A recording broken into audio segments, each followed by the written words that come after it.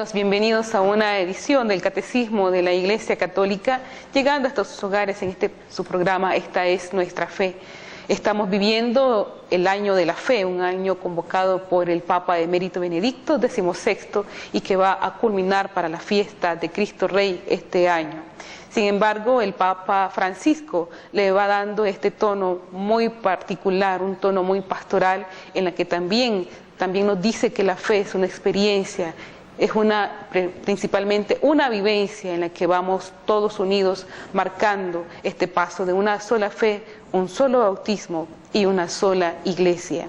Bien, en el Catecismo de la Iglesia Católica, en el numeral 185, nos dice que quien dice yo creo, dice precisamente yo me adhiero a lo que nosotros creemos. Aquí ya estamos marcando precisamente el signo de comunión de la Asamblea de los Fieles. Y la comunión en la fe necesita un lenguaje común de la fe, normativo para todos, y que nos da la misma confesión de fe. Y esta síntesis de la fe no ha sido hecha según las opiniones humanas, esto es muy importante, sino que toda la Escritura ha sido recogido lo que hay en ella, lo más esencial, para dar en su integridad la única enseñanza de la fe.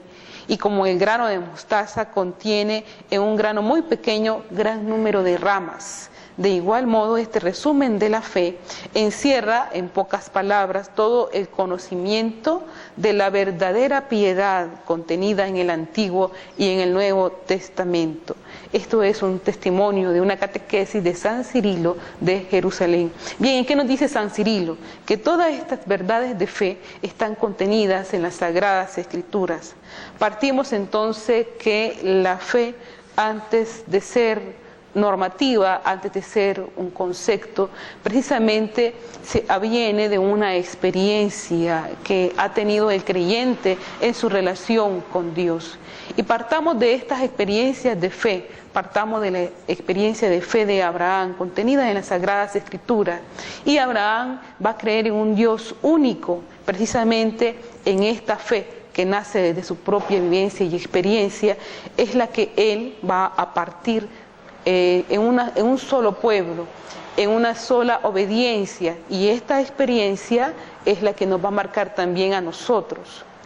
Se llama a esta síntesis de la fe profesiones de fe porque resumen la fe que profesan los cristianos, y se le llama credo, nos dice el catecismo, por razón de que en ellas la primera palabra es normalmente creo. Se les denomina igualmente el símbolo de la fe. Bien, ¿y cómo es lo primero? Lo primero en que nosotros creemos es precisamente nuestra profesión de fe, comienza por Dios, porque Dios es el primero y el último. Isaías 44:6, el principio y el fin de todo. El credo comienza por Dios Padre, porque el Padre es la primera persona de la Santísima Trinidad. Así pues, nuestro símbolo se inicia con la creación del cielo y de la tierra, ya que la creación es el comienzo y el fundamento de todas las obras de Dios. Aquí partimos de algo muy importante.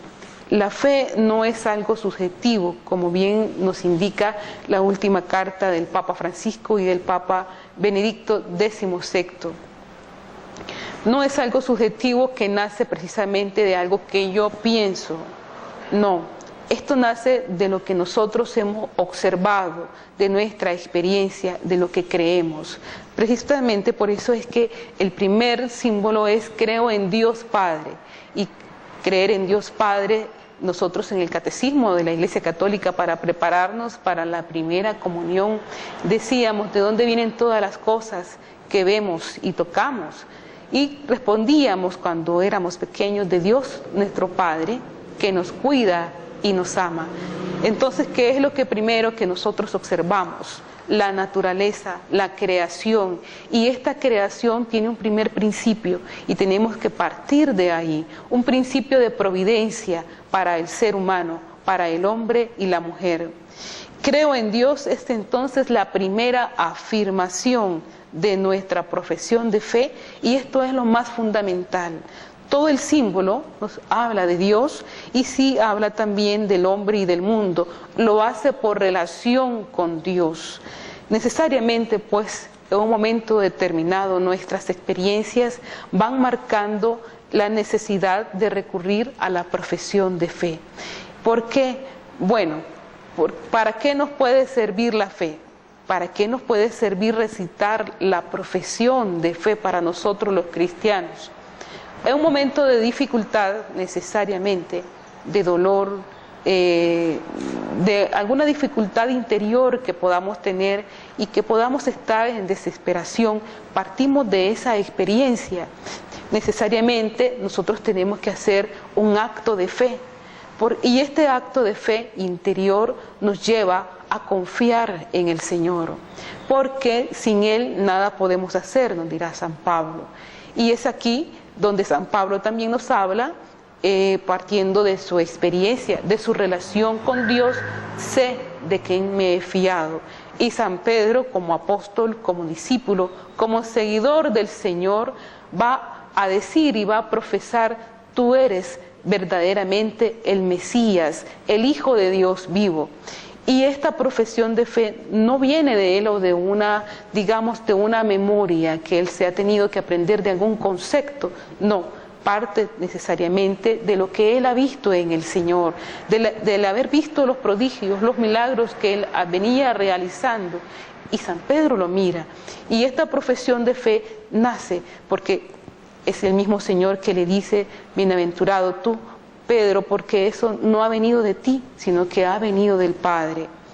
Y esto es entonces que con estas palabras comienza el símbolo de Nicea-Constantinopla, la confesión de la unicidad de Dios, que tiene su raíz en la revelación divina, en la antigua alianza. Lo que veníamos diciendo precisamente, Abraham, que parte de la experiencia de la fe en un Dios único, en un momento, en un contexto donde los pueblos primitivos tenían varios ídolos, y Abraham va a creer en un solo Dios. Esta es la primera afirmación y la más importante. Así como los demás mandamientos dependen del primero, del amar a Dios, las demás partes del credo dependen de esta afirmación, ya que es el núcleo central. El resto de nuestro credo nos ayuda a conocer más y mejor a Dios. Bueno, nuestro Dios es un Dios único. En Isaías 45:23 nos dice: yo soy Dios, no existe ningún otro. Ante mí se doblará toda rodilla. Si bien son tres personas, es una sola esencia o una naturaleza simple. Vivo, Dios de los padres, compasivo y fiel a sus promesas. El yo soy. Dios no dice yo fui o yo seré. Es un Dios vivo, es un Dios presente, omnipresente en todo, siempre y para siempre. Por eso es que es fiel a sí mismo y a sus promesas. Y este Dios vivo precisamente es el que estamos en la experiencia de la encarnación, cuando también el Señor Jesús nos dice: yo soy el camino, la verdad y la vida. La verdad, por eso sus palabras no pueden engañar, porque Él es permanente, Él es eterno y sus promesas se cumplen. Es un Dios verdadero. El pecado nació de la mentira del tentador, que llevó al hombre a dudar de la palabra de Dios. En un momento en que está la ausencia de Dios, precisamente cuando nosotros estamos en pecado, estamos en una oscuridad, y es en este momento en que actúa el tentador. A causa de esto, Dios nos envió a su Hijo para dar testimonio de la verdad. Juan 18:37. Dios es amor, porque en Juan 3:16 dice y nos da testimonio: tanto amó Dios al mundo que dio a su Hijo único. El amor de Dios es gratuito, misericordioso, que a pesar de nuestras infidelidades y nuestros pecados, nos perdona y es eterno. Los montes se correrán y las colinas se moverán, mas mi amor de tu lado no se apartará. Isaías 54:10. Bien, estos son los atributos que nosotros conocemos de Dios. Un Dios único, un Dios vivo, un Dios que es verdad, un Dios que es amor. Pero puede ser que nosotros tengamos una experiencia errada por nuestra situación de pecado.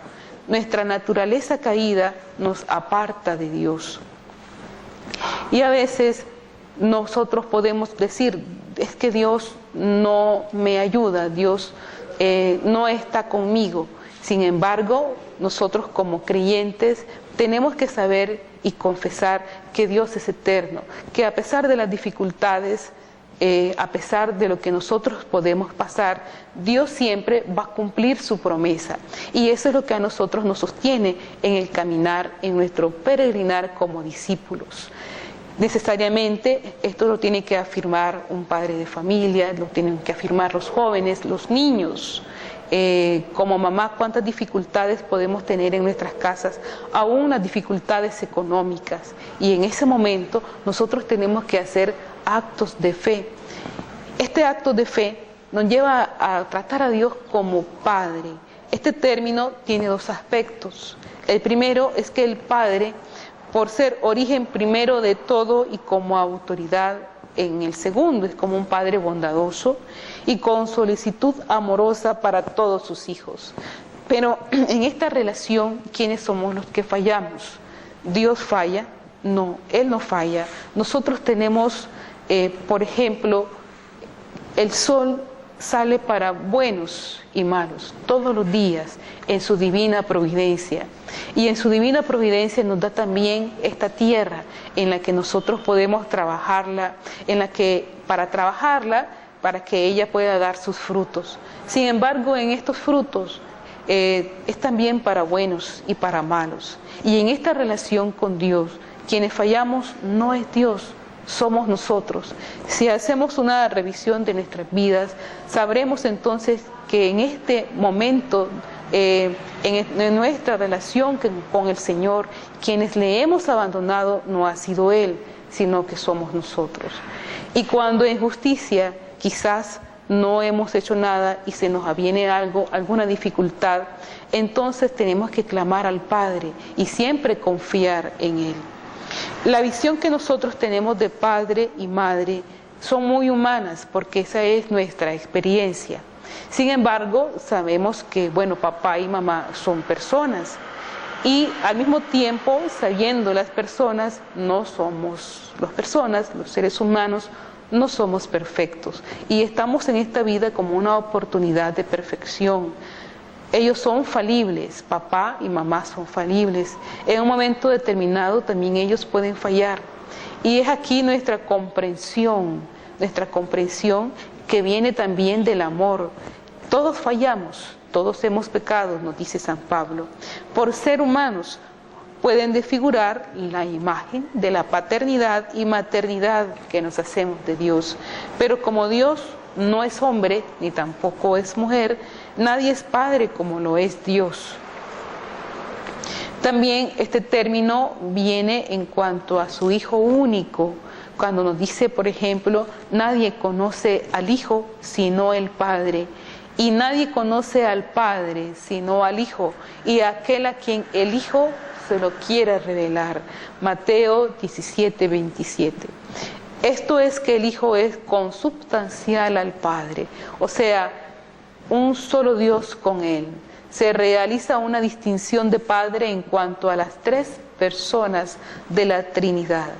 Es todopoderoso. Las Sagradas Escrituras confiesan mucho acerca del poder universal de Dios. Señor de los ejércitos, nos dirá el Salmo 24:10, la experiencia del salmista. Todo lo que Él quiere lo hace. Salmo 115:13. El fuerte de Israel, Isaías 1:24. Es todopoderoso porque ha creado el mundo de la nada y dispone de su obra según su voluntad. Nada le es imposible porque Él lo ha creado todo. Es el Señor de la historia, que gobierna los corazones y acontecimientos según su voluntad. Su poder se halla en su mayor alto grado al perdonarnos libremente los pecados. Y este poder no es arbitrario, se ajusta a su voluntad y a su sabia inteligencia. Bien, Dios no tiene intereses como nosotros los seres humanos podemos tener nuestros intereses al imponer una determinada voluntad a una persona. El único interés que tiene Dios hacia nosotros es precisamente nuestra salvación. Por eso es que su voluntad gira en torno a la salvación de cada uno de nosotros. Imaginémonos un constructor, un albañil que hace una casa. Conoce todos los cimientos de la casa, conoce dónde está, digamos, el mapa de la electrificación de la casa, conoce dónde ha dejado los paneles, conoce también la tubería interna donde va a pasar el agua. Todo esto lo conoce el albañil precisamente porque él ha construido esa casa.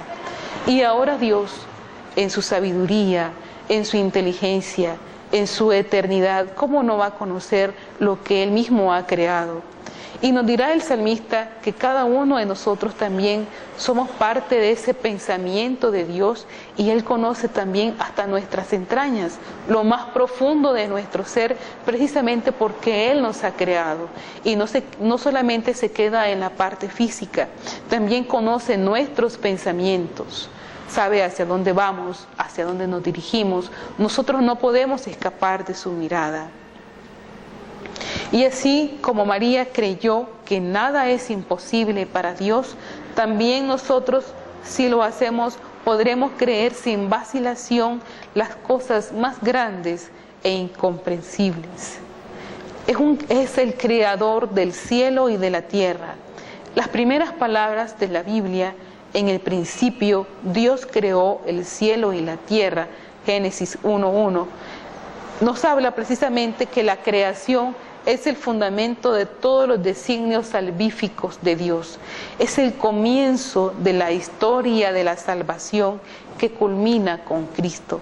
Y al mismo tiempo en Cristo vemos reflejado el porqué de la creación. Es decir, que la creación y el fin van tomados de la mano. Dicen los primeros versículos del Evangelio de Juan: en el principio existía la palabra, y la palabra era Dios. Todo fue hecho por Él y sin Él nada ha sido hecho. Y San Pablo nos dice también que en Él fueron creadas todas las cosas en los cielos y en la tierra, y todo fue creado por Él y para Él. Claramente vemos la unión inseparable entre la creación y su finalidad, que es Cristo, quien también es el medio. Precisamente el Señor, al crearnos, al haber hecho la creación y al crearnos a nosotros, Él ha querido que nosotros fuéramos partícipes de lo que también hay en Él.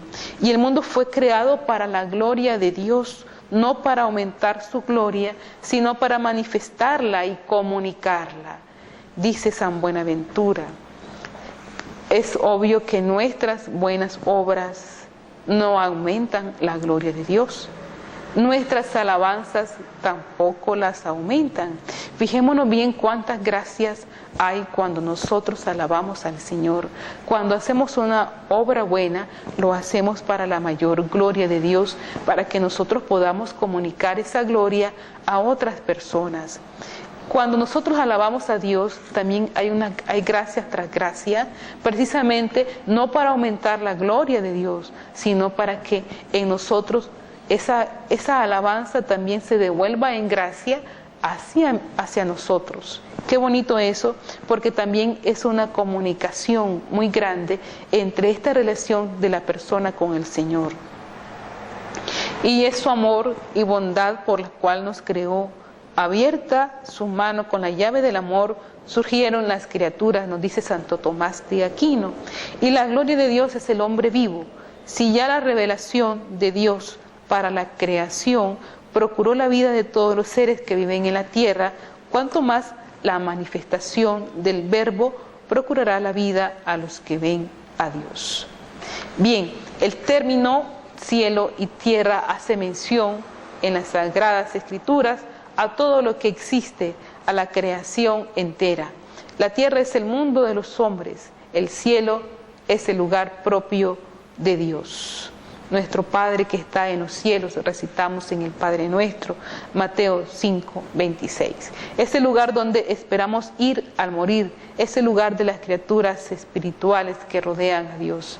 Precisamente podemos decir que es un lugar, podemos decir que es un espacio, precisamente, pero también podemos experimentar ese estado, ese espacio, ese lugar, ese cielo, lo podemos experimentar nosotros y tenemos la dicha de experimentarlo. Por ejemplo, cuando estamos en la Eucaristía, hacemos el cielo está en la tierra. Cuando nosotros estamos en ese momento más culminante, la consagración, la Eucaristía, la acción de gracias, en ese momento también podemos hacernos partícipe de todos estos bienes espirituales y de todas estas gracias. Y el cielo también puede corresponder a este estado de gracia. En el principio, Dios creó el cielo y la tierra. Sin embargo, en la tierra no había forma ni vida. Una gran oscuridad cubría el mar, y el Espíritu de Dios flotaba sobre las aguas. Entonces Dios dijo, que haya luz,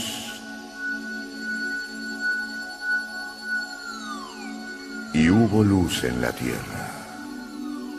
Viendo que la luz era buena, Dios la separó de la oscuridad, llamando a la luz día y a la oscuridad noche. Así pasó la noche, y ese fue el primer día.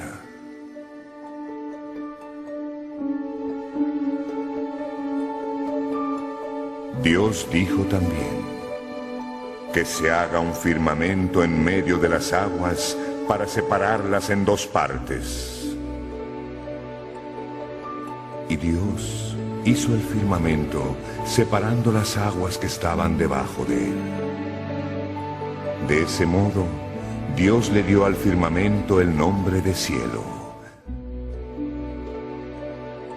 La noche pasó y vino el amanecer. Ese fue el segundo día. Y Dios dijo también, que se junten las aguas debajo del cielo en un solo lugar y aparezca el suelo firme. Al suelo, Dios lo llamó tierra, mientras que para la aglomeración de las aguas le dio el nombre de mar. Él se dio cuenta de que era buena.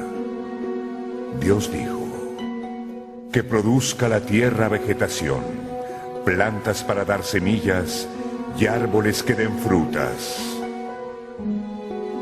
Y así se hizo. La tierra produjo vegetación, plantas que dan semillas de su especie y árboles que dan fruto. Y Dios vio que era bueno. Pasó la noche y vino el amanecer. Ese fue el tercer día. Dios dijo, que hayan luces en el firmamento separando la noche del día, sirviendo de señal para marcar los días, los años y las estaciones. Esas luces brillarán en el cielo iluminando la tierra, y así se ha hecho. Dios hizo la luz mayor para gobernar el día, y la luz menor para gobernar la noche, e hizo también las estrellas. El Señor Dios fijó esas luces en el cielo para iluminar la tierra, para gobernar el día y la noche, separando la luz de la oscuridad. Y Dios vio que eso era bueno. Dios dijo, que el mar se llene de seres vivos y que en la tierra puedan haber seres que vuelen.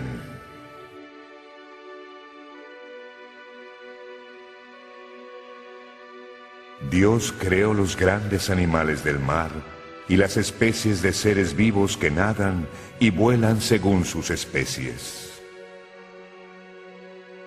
Dios vio que era bueno.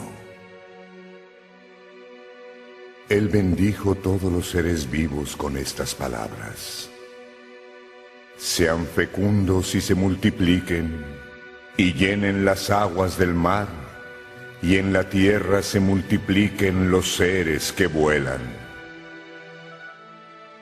La noche pasó, vino el amanecer. Ese fue el quinto día. Dios dijo: que la tierra produzca todo tipo de animales, domésticos, salvajes, y los que se arrastran por el suelo con de cada uno. Y Dios hizo los animales salvajes, domésticos y reptiles, de acuerdo con la especie de cada uno. Él vio que era bueno, y entonces dijo Dios: vamos a hacer los seres humanos a nuestra imagen y semejanza. Ellos tendrán poder sobre los peces, aves, animales domésticos, salvajes y reptiles, y sobre toda la tierra. Y Dios dijo: para que tengan alimento, yo doy las plantas que producen semillas y los árboles que dan frutos, mientras que para los animales salvajes, para las aves y reptiles, doy hierba y verduras como alimento. Dios vio que todo lo que había hecho era muy bueno. La noche pasó y vino el amanecer. Ese fue el sexto día. Y así terminó la creación del cielo, de la tierra y de todo lo que existe.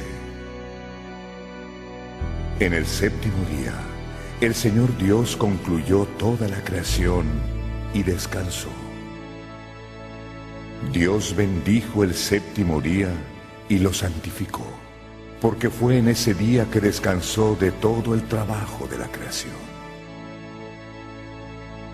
Así fue que el cielo y la tierra fueron creados.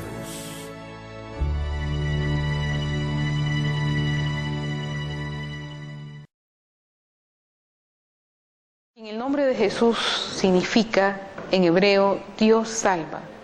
Es el nombre propio que designa el ángel Gabriel en la Anunciación y expresa su misión y su identidad. Creo en Jesucristo, su único Hijo, nuestro Señor.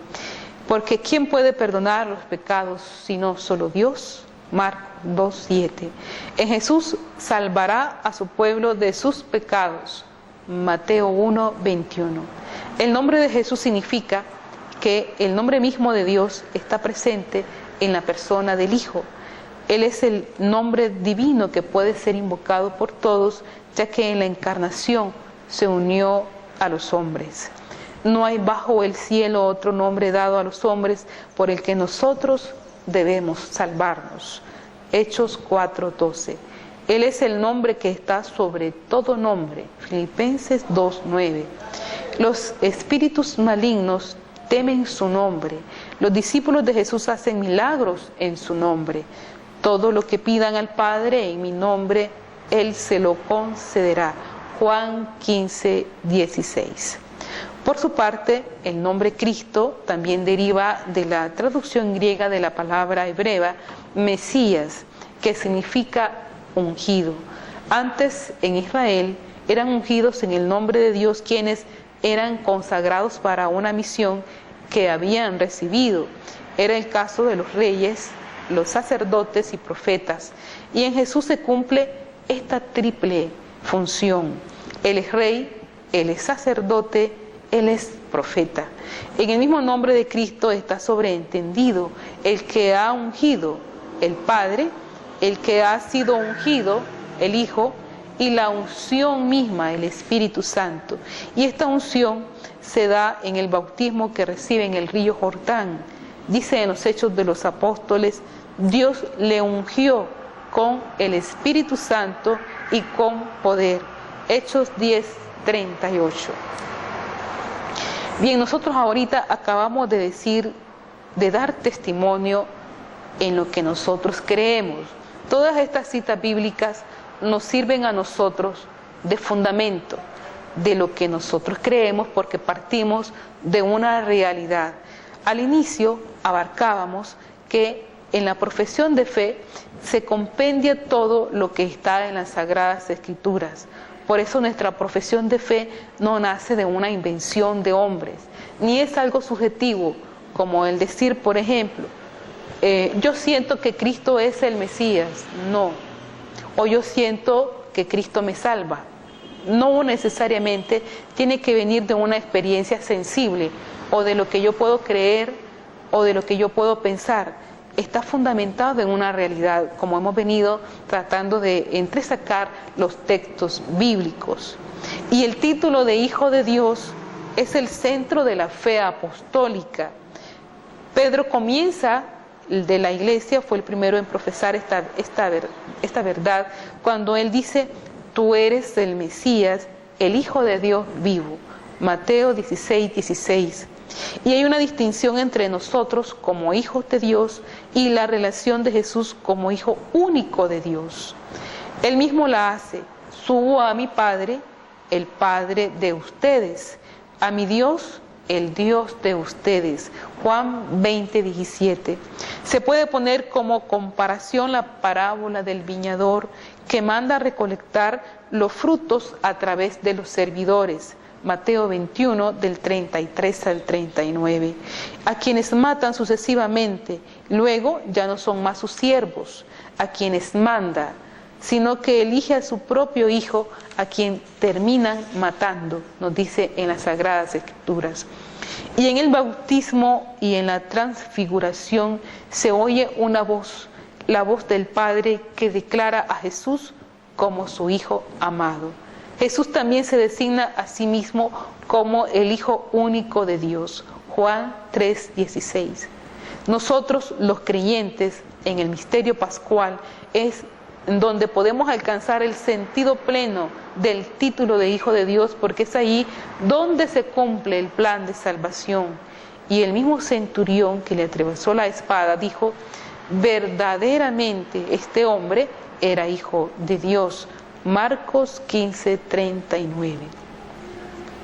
Vemos los testimonios consecutivos que nos hablan del Padre, del Hijo. Y el nombre del Señor es la traducción griega Kyrios de la palabra Yahvé, y en el Nuevo Testamento se emplea este término también para Jesús, reconociendo de esta forma su divinidad. Cuando la gente se le acercaba para pedirle el socorro o alguna curación, le decían Señor, por respeto y por confianza. Y al mismo tiempo San Pablo nos dice, nadie puede decir Jesús es Señor si no está impulsado por el Espíritu Santo. Primera Colosenses 12:3.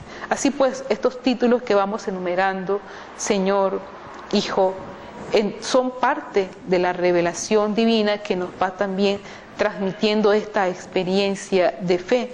Fue concebido por obra y gracia del Espíritu Santo. A esto nosotros tenemos que llegar, porque también nuestra experiencia de fe tiene que ir, asintiendo lo que nosotros creemos en estas pequeñas fórmulas que compendian toda la fe de nosotros los cristianos. Y en la encarnación, el Hijo de Dios asume la naturaleza humana para, de esta forma, salvar la humanidad. Jesús es verdadero Dios y verdadero hombre, no una mezcla confusa entre lo divino y lo humano. Se hizo verdaderamente hombre sin dejar de ser verdaderamente Dios. Nos dice la carta a los Hebreos, en todo semejante a nosotros, menos en el pecado. Y el Espíritu Santo vendrá sobre ti. Lucas 1:35. Le dice el ángel a María, fue enviado para santificar el seno de María y fecundarla por obra divina. La misión del Espíritu Santo está unida y ordenada a la del Hijo. Toda la vida de Jesucristo manifestará cómo Dios le ungió con el Espíritu Santo y con poder. Jesucristo. Esta parte central de nuestra fe, creer en Jesucristo, es algo que a veces damos por supuesto. Y sin embargo, Cada uno de nosotros está llamado a hacer una fuerte experiencia de Él. No basta conocerlo con la cabeza, hace falta hacer una experiencia. ¿Y quién es Él? ¿Con quién me tengo que encontrar? Jesucristo no es una idea del pasado, es alguien que está vivo hoy y es verdadero Dios y verdadero hombre.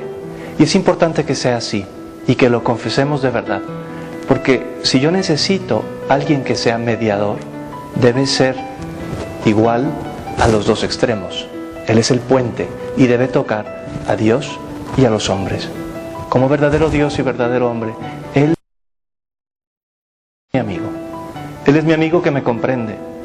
A mí personalmente siempre me ha impresionado cómo tiene esa gran capacidad de comprender, de perdonar, de dar nuevas oportunidades, de dar la vida por mí, de esperarme una y otra vez. ¿Cuántas veces Él está ahí insistiendo, insistiendo? Y creo que todos tenemos esa experiencia. Pero también es mi Señor. Él es el que se merece todo, el que marca la voluntad y que me toca a mí aceptarla. No solo es amigo, es un gran amigo. Él es Dios, también es mi Señor. ¿Y cómo puedo yo conocerlo? Hay muchas recetas, pero lo más fácil es que te expongas. Esa es mi experiencia. Es como cuando te quieres broncear. Necesitas exponerte a la acción de Dios. Cuando lo visitas en la Eucaristía, cuando lo conoces en la Sagrada Escritura, cuando lees el Evangelio, cuando lo encuentras en el prójimo, ahí Jesucristo se va manifestando, se quiere hacer presente.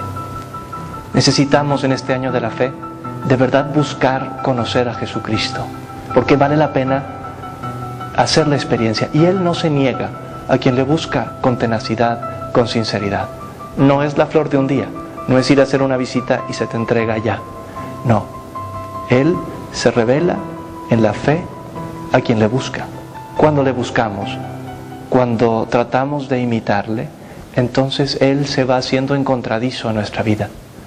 Hace falta ejercitarnos en la fe, hace falta también ejercitarnos en la confianza, en la esperanza y sobre todo en el amor. Vamos terminando con la tercera, esta antífona nació de Santa María Virgen. Lo que la fe católica cree acerca de María se funda en lo que cree acerca de Cristo, pero lo que enseña de María ilumina a la vez la fe en Cristo. Dios quiso el sí de la que estaba predestinada antes de cumplir su obra. Qué bonito, vamos tratando de traer a colación cómo la obra de la creación, la obra de la salvación, culmina en el Hijo, y eso es lo que nosotros vamos viendo hasta ahorita en esta profesión de fe. Así como Eva nos abrió las puertas de la muerte, María abrió las puertas de la vida. Para ser la madre del Salvador fue dotada de algunos dones, fue llena de gracia, le dice el ángel, y un claro ejemplo es su Inmaculada Concepción. ¿Cómo dudar nosotros de estas gracias dadas a María? Cuando una persona es buena, nosotros podemos calificar a una persona como buena cuando hace actos buenos. Y decimos, ¿qué persona más piadosa? Cuando la vemos que reza, que va a misa, que participa de los sacramentos. ¿Qué persona más justa? Decimos, cuando hace obras de caridad. Y le vemos y le conocemos y reconocemos las cualidades que tiene esa persona. ¿Cómo no la Madre de Dios? ¿Cómo no reconocer que Dios la dotó de toda gracia para ser la Madre de Dios? Y en esto nosotros tenemos que hacer un gran reconocimiento. Y un claro ejemplo en su Inmaculada Concepción. El Papa Pío IX, al declararlo como dogma de fe, dice, fue preservada, inmune de toda mancha de pecado original. Pero todo esto le viene de Cristo, es decir, que ella fue redimida de manera más sublime en atención a los méritos de su Hijo. ¿Cómo no, por ejemplo, cuando una persona se entrega a la lectura asidua de la palabra de Dios, vemos en ella los frutos redundantes de gracia? Y entonces esto tenemos que reconocerlo en nosotros porque lo podemos ver. cómo no en la Madre de Dios. Y otro claro ejemplo es su virginidad. He aquí que la Virgen concebirá y dará a luz un hijo. Mateo 1:23. Es una obra divina. Lo concebido en ella viene del Espíritu Santo. Y le dice el ángel a San José. Bien, mediante la profundización de la fe nos lleva a confesar la virginidad real y perpetua de María, la siempre virgen. Por otra parte, pues la maternidad de María no queda de forma exclusiva con su hijo, sino que se extiende.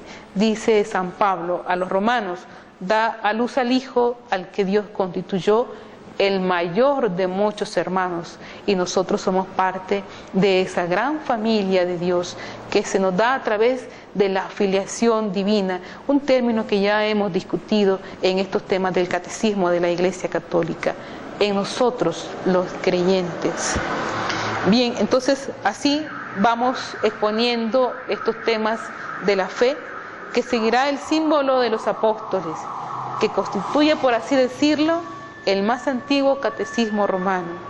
Como en el día de nuestro bautismo, cuando toda nuestra vida fue confiada a la regla de doctrina, acogemos el símbolo de esta fe que nos lleva a la vida. Recitar con fe el credo es entrar en comunión con Dios Padre, Hijo y Espíritu Santo. Es entrar también en comunión con toda la Iglesia que nos transmite la fe y en el seno de la cual creemos. Este símbolo es el sello espiritual, es la meditación de nuestro corazón y el guardián siempre presente, con toda certeza, el tesoro de nuestra alma, nos dirá San Ambrosio. Bueno, esto del catecismo y acerca de los artículos de la fe es bastante extenso. En este momento lo que hicimos fue un poco la introducción y vamos a ir compartiendo con ustedes. Ahorita solo hemos tratado de sacar los textos bíblicos para hacer referencia a las Sagradas Escrituras y para que nosotros tengamos certeza en qué creemos. Bien, hasta una próxima edición del Catecismo de la Iglesia Católica. Recordarles, como siempre, insistir, y en esto también tenemos certeza, que tenemos que recurrir a nuestra Madre del Cielo, a la Madre de Dios, a la Virgen María. Hagámosla propia en nuestras casas, en nuestra familia. Invoquémosla como Madre nuestra, como Madre de todos nosotros pecadores. Ave María Purísima, sin pecado concebida. Hasta una próxima edición. Los que esperan en Jesús. Los que esperan en Jesús. Como las águilas. Como las águilas. Como las águilas. Sus alas levantará. ¿Cómo? Como las águilas, como las águilas, sus alas levantarán. Caminarán. Caminarán y no se cansarán. Y correrán. Y correrán, no se fatigarán. Nueva vida tendrán. Nueva vida tendrán. Nueva vida tendrán. Los que esperan. Los que esperan en Jesús. Nueva vida tendrán, nueva vida tendrán. Los que esperan en Jesús. Si tú esperas. Si tú esperas en Jesús. Si tú esperas en Jesús. Como las águilas. Como las águilas. Como las águilas. Tus alas. Sus alas levantarán. Como las águilas. Como las águilas. Sus alas levantarán. Caminarán. No se cansarán y correrán, no se fatigarán. Con ritmo. Nueva vida tendrán, nueva vida tendrán. Los que esperan. Los que